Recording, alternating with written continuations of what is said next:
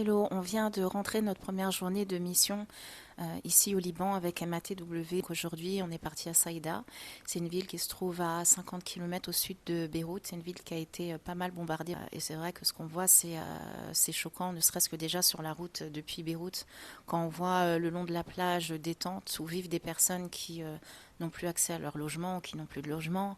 Quand on voit des personnes qui ont toutes leurs affaires, ou en tout cas le peu qu'ils ont pu emporter dans leur voiture, dans leur camion. On a beau le voir sur les réseaux, quand on le voit en vrai, c'est autre chose et c'est choquant. Et le fait aussi de voir les destructions, de voir les immeubles qui ont été touchés par les bombardements, c'est vrai que c'est très prenant.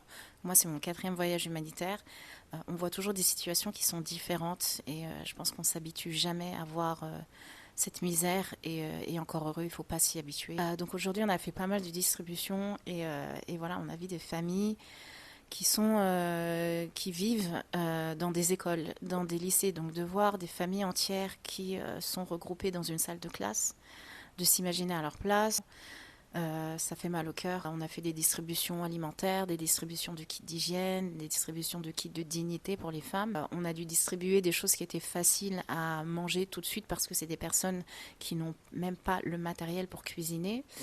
Pour certaines, on a fourni des machines à laver, des cuisinières, des bouteilles de gaz, etc. Enfin, ils ont besoin d'absolument tout. Mais je sais pas, cette fois-ci, plus que sur les autres voyages, je ressens énormément de colère en fait par rapport à tout ce qui se passe.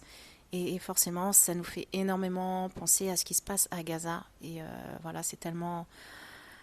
Qadarallah, voilà, c'est ce qui leur est destiné, mais j'ai tellement de colère en moi de voir ce qu'ils subissent, ce que ces personnes subissent. J'ai pas de mots. Je pense que je vais pas réussir à mettre des mots là-dessus aujourd'hui. J'ai juste envie de vous dire d'essayer voilà, d'aider au maximum en partageant et en participant. Et voilà, c'est un petit peu compliqué de digérer tout ça aujourd'hui.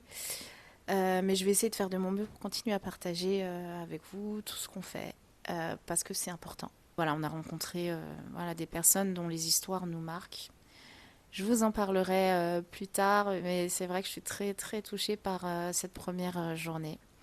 Et j'en profite pour vous rappeler du coup que j'ai une cagnotte d'aide d'urgence pour le Liban qui permet de financer toutes ces actions que je vais vous montrer. Mais surtout, n'hésitez pas du coup à participer à cette cagnotte. Le lien se trouve dans mon profil. Et si vous ne pouvez pas participer financièrement, partagez à fond, interagissez avec les publications, avec les stories, partagez à vos proches, taguez les personnes qui pourraient participer à la cagnotte. Je vous assure que c'est pas superflu, ils en ont énormément, énormément besoin.